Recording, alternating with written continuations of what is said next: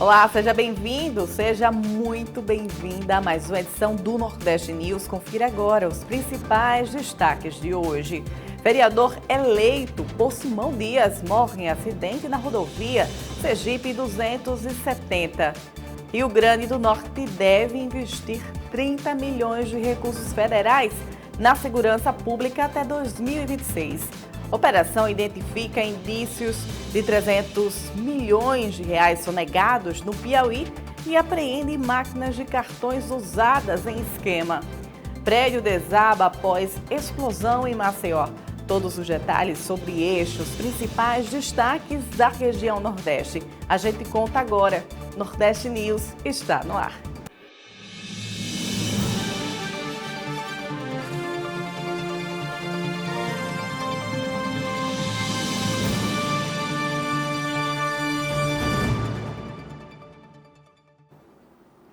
O Rio Grande do Norte deve investir 30 milhões de recursos federais na segurança pública até o ano de 2026.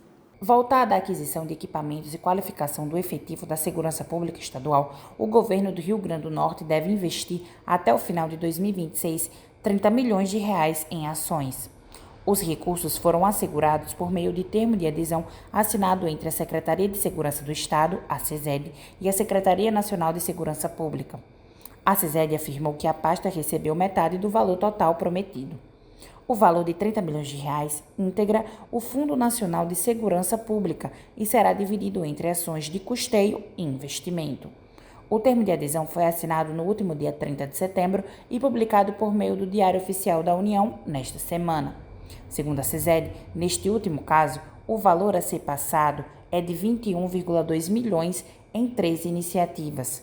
Dos 21,2 milhões de recursos para investimentos, 5,5 milhões serão direcionados a ações voltadas à área de tecnologia da informação e comunicação para a Policial Civil do RN, 2,8 milhões de reais para a aquisição de instrumentos de menor potencial ofensivo, 5 milhões de reais para ações de aquisição de viaturas, autobomba-tanque e autobomba e salvamento, 1,2 milhão para a aquisição de um tomógrafo destinado ao Instituto de Medicina Legal do ITEP.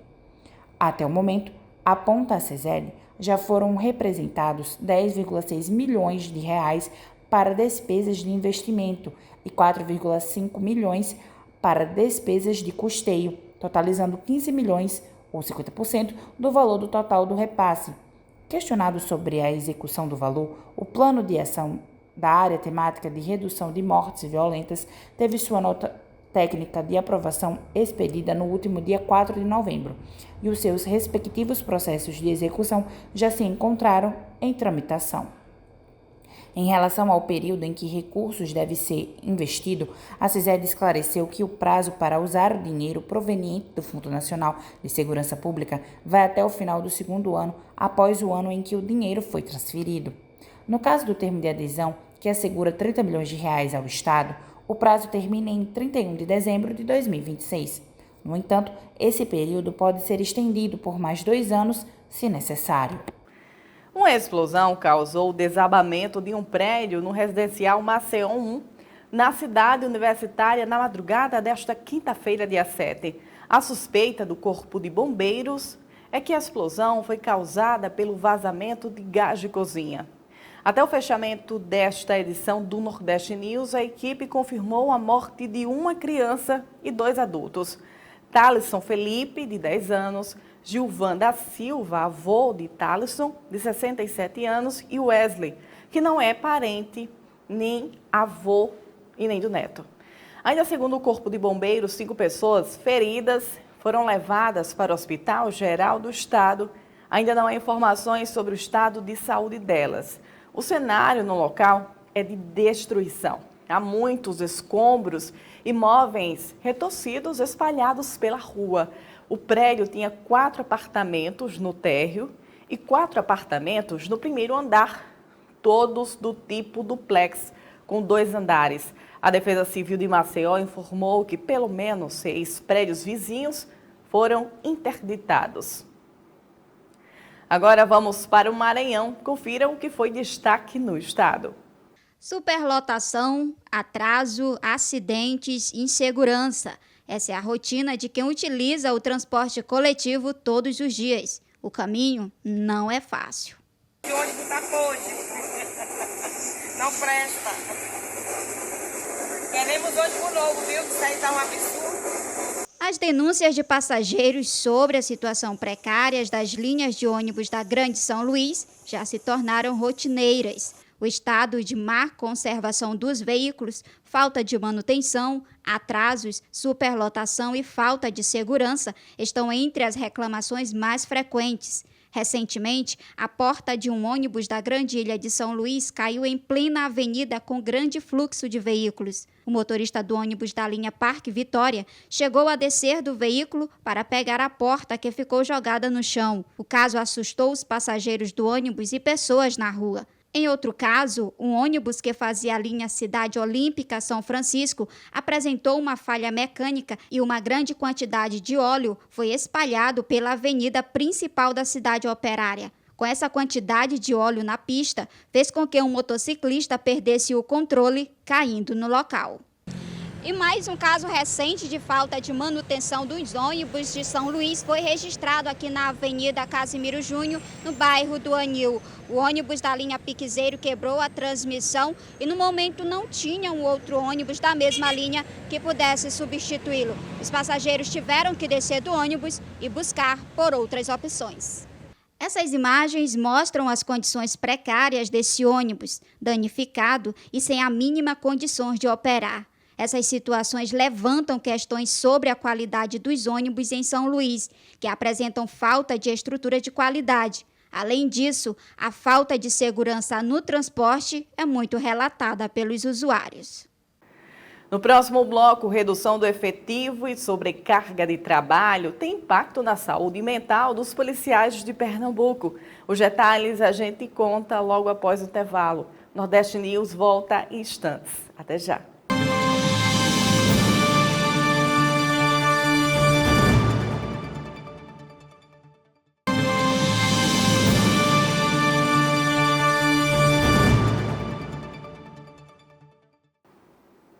Estamos de volta com o Nordeste News. A população negra é 8 vezes mais assassinada que pessoas brancas em ações policiais no estado do Ceará. Os dados constam na 5ª edição do boletim Pele Alvo, mortes que revelam um padrão, lançado nesta quinta-feira. Em 2023, o Ceará registrou 147 mortes decorrentes de intervenções policiais. Destas, a cor da pele é identificada somente em 53 casos. Dentre os identificados, 47 mortes são de pessoas negras ou pardas, o que representa 88,7% dos casos. Os dados foram reunidos pela rede de observatório da segurança, obtidos pela Lei de Acesso à Informação, junto à Secretaria de Segurança Pública do Ceará. Em nota, a Secretaria da Segurança Pública e Defesa Social afirma que tem políticas voltadas para a redução da mortalidade de pessoas negras e lançou neste mês um painel dinâmico de monitoramento com informações sobre discriminação por raça e cor. Os profissionais da segurança passam por treinamento para realizar atendimento humanizado às pessoas negras. A redução do efetivo e sobrecarga de trabalho tem impacto na saúde mental dos policiais de Pernambuco. Hilary Christie. Dados do Fórum Brasileiro de Segurança Pública indicam que Pernambuco tem 16.724 profissionais de segurança pública a menos do que deveria. A situação tem impacto na sobrecarga de trabalho dos profissionais, com impacto direto na saúde mental de quem atua nas forças de segurança. Atualmente, o Estado tem 4.663 policiais civis, quando o ideal, de acordo com o Fórum, seriam 10.000. No caso dos policiais militares, são 16.563 profissionais atuando, enquanto a estimativa da entidade é de que seriam necessários 27.950. Em 10 anos, o efetivo diminuiu 16,9% no Estado. Médicos e autoridades das policiais, militares, civil e do Corpo de Bombeiros debateram a questão durante a audiência pública realizada na quarta-feira, dia 6, na Assembleia Legislativa de Pernambuco. Em 2013, existiram 19.926 PMs atuando no estado. Com menos policiais trabalhando, o resultado tem sido a sobrecarga e questões que afetam a saúde mental. O déficit de policiais também se reflete no serviço de atendimento psicológico e psiquiátrico da corporação. Segundo informações divulgadas durante a audiência pública, para atender a todo o efetivo de policiais em Pernambuco, existem apenas 3 profissionais da área de psiquiatria concursados e 2 prestadores de serviço que atuam no atendimento emergencial e ambulatorial. O estresse se acompanhado de sintomas de ansiedade e depressão, provocando questões como crise de ansiedade, alterações de sono, de apetite e repercutir no desempenho no trabalho. A contratação dos aprovados nos concursos públicos deste ano deve aliviar a carga de trabalho do efetivo. São 4.500 na praça e 450 oficiais que, quando começarem a atuar em suas funções, devem atenuar o déficit no efetivo. O vereador eleito por Simão Dias, José Nunes dos Santos, de 57 anos, morreu e a esposa dele ficou ferida no fim da tarde da quarta-feira, dia 6, após a moto que ele estava se envolver em um acidente na rodovia Lourival Batista, que é a Sergipe 270. A esposa dele foi socorrida por uma equipe do SAMU e levada para o Hospital de Urgências de Sergipe, o governador João Alves Filho, em Aracaju. Segundo a unidade, ela está recebendo cuidados intensivos e assistência multidisciplinar da ala vermelha. Está sedada, em ventilação mecânica e seguirá em acompanhamento pela especialidade de neurocirurgia. Conhecido como Zé Nunes, o Dr. Tony, ele era membro do PSB e concorreu à sua primeira eleição, onde obteve 814 votos. Além da esposa, o vereador deixa 2 filhos. Em nota, o PSB Sergipe lamentou o ocorrido, se solidarizou com a família e lembrou do vereador eleito como uma figura alegre e dedicada à sua comunidade. O Batalhão de Polícia Rodoviária da Polícia Militar de Sergipe afirmou que ainda não é possível fornecer informações sobre a dinâmica do acidente. A seguir, a Assembleia decreta estado de calamidade em áreas afetadas pela erosão costeira do município de Baía da Traição.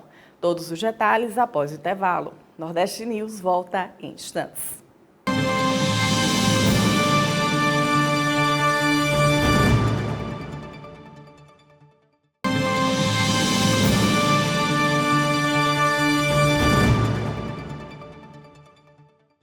Uma operação da Secretaria Estadual da Fazenda apreendeu, na quarta-feira, máquinas de cartão de crédito e débito registradas no CPF e CNPJ de terceiros em bares, restaurantes e lojas de roupas de Teresina, na Parnaíba. A estimativa é de que 300 milhões de reais deixaram de ser declarados nos últimos 4 anos com o esquema. Segundo a Cefaz, as máquinas de cartão precisam estar vinculadas ao CNPJ do estabelecimento onde a venda for realizada. No entanto, aproximadamente 1.000 empresas utilizaram os CPFs de sócios ou outras pessoas, o que configura crime fiscal. Conforme a Cefaz, a multa aplicada ao estabelecimento flagrado utilizando máquinas registradas no CPF e CNPJ de terceiros pode ser de R$ 2.260 ou R$ 4.520 por equipamento, sem prejuízo da fiscalização e posterior pagamento do imposto sonegado. Além da multa, a pasta afirmou que deverá notificar as ocorrências ao Ministério Público do Piauí por se tratar de crime contra a ordem tributária. A Assembleia decreta estado de calamidade em áreas afetadas pela erosão costeira no município de Baía da Traição. O decreto assinado pelo deputado Adriano Galdino foi publicado no Diário Oficial do Estado desta quinta-feira, dia 7. O decreto aprovou o estado de calamidade pelo prazo de 180 dias, podendo ser prorrogado por igual período nas áreas afetadas pela erosão costeira marinha pelo risco de novos desastres. Além das áreas da Praia do Forte, outras áreas afetadas pela erosão marinha poderão ser acrescentadas após solicitação da Prefeitura de Baía da Traição. No próximo bloco, o cachorro morre após ser atingido por paulada durante briga familiar no oeste baiano.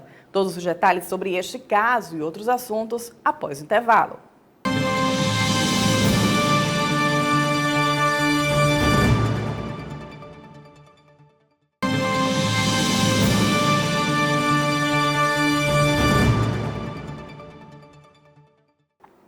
Estamos de volta.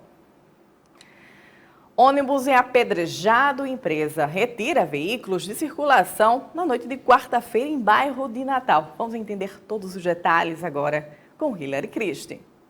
Ônibus que fazem parte do sistema de transporte público de Natal foram tirados de circulação na noite de quarta-feira, dia 6, por volta das 7h30 da noite, após um dos veículos ter sido apedrejado.